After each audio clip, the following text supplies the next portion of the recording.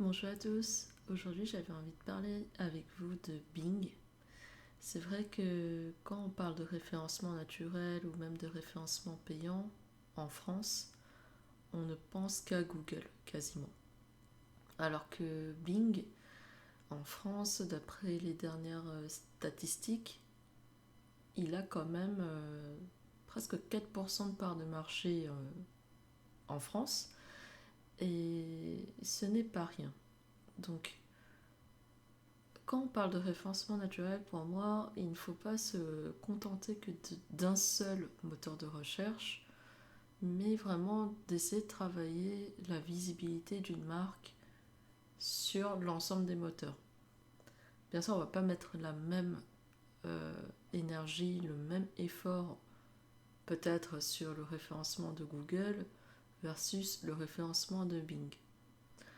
Mais je dirais qu'il ne faut pas le négliger parce que il y a des utilisateurs dessus et ça peut être intéressant d'obtenir aussi des conversions, du trafic depuis ces utilisateurs, enfin depuis ceux qui utilisent Bing au quotidien.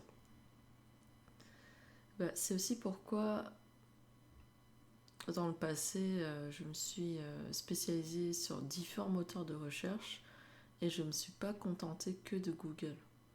Parce que ok, Google, il a le monopole, on va dire, quasiment partout dans le monde, mais dans certains endroits spécifiques, comme vous le savez, ce n'est pas Google. En Corée du Sud, on a Naver. En Chine, je ne vous présente plus, hein, on a Baidu. Et également d'autres petits moteurs de recherche, enfin petits, d'autres moteurs de recherche comme Sogu, 360, Shenma, etc. Au Japon, on n'utilise pas tellement Google, mais plutôt Yahoo Japan. Et voilà, en Russie, on utilise Yandex. Il faut savoir que Bing a quand même une certaine part de marché. Ce n'est pas énorme non plus, mais il y a quand même une certaine part de marché aux États-Unis. Donc c'est vrai qu'à partir de là, il faut se dire qu'il y a peut-être quelque chose à aller chercher sur Bing, même si en termes d'utilisateurs, on n'est pas à l'échelle de Google. Donc si jamais une marque vient me voir pour du référencement, on va dire naturel, sur les moteurs de recherche occidentaux, bien évidemment, ça va être une stratégie Google qu'on va privilégier. Mais je ne suis plus en mode je ne parle pas de Bing.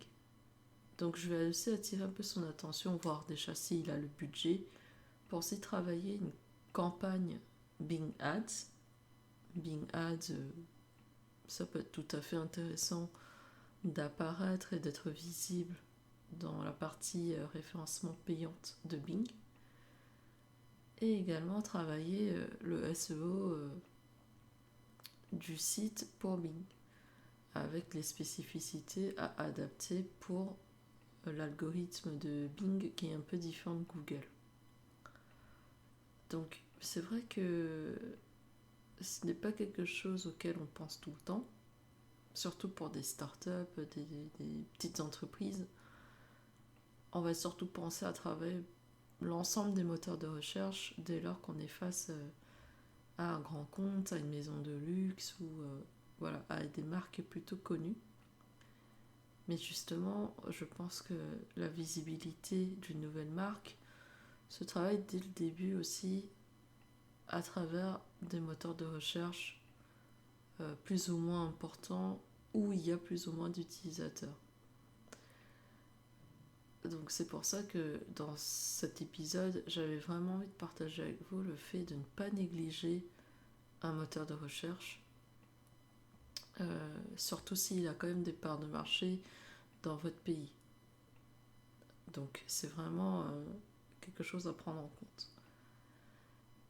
Et ça revient un petit peu à l'idée que j'avais tout au début. Quand je me suis spécialisée sur Baidu, je me suis dit, Et si un jour Google n'existait plus, parce qu'il n'arrivera pas, hein, je pense pas, en tout cas pas maintenant, qu'est-ce qui se passe si jamais Google n'existe plus? Bah, le fait que Google n'existe presque pas en Chine, c'est le cas. J'ai dû m'adapter, travailler Baidu et me spécialiser dessus.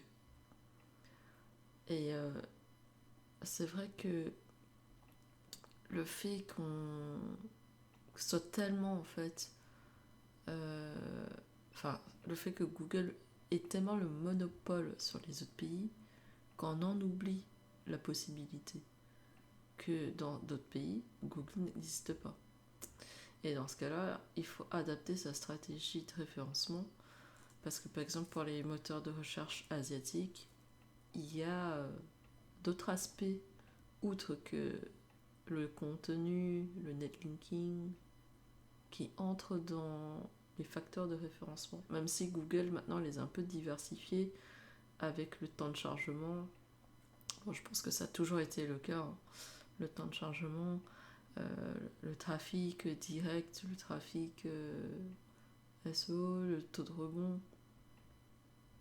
Et pour les moteurs asiatiques, il y a aussi l'aspect communautaire qui entre en compte.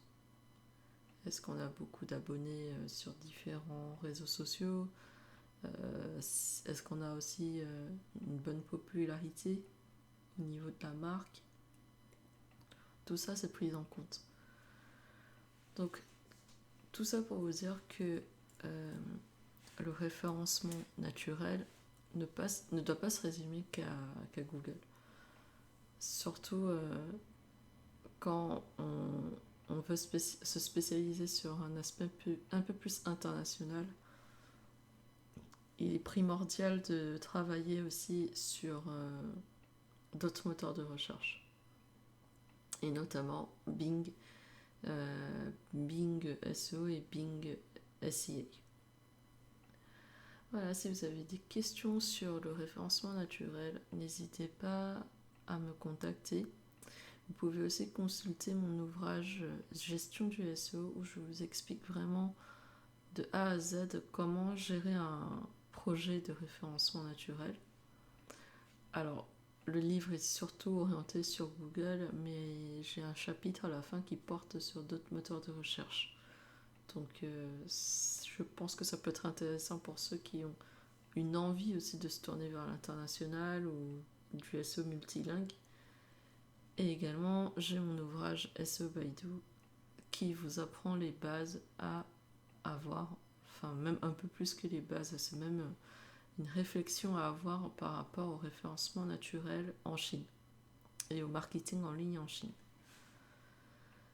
Donc si vous avez des questions, n'hésitez pas à m'écrire sur LinkedIn ou par mail. Et je vous souhaite une très bonne écoute à tous.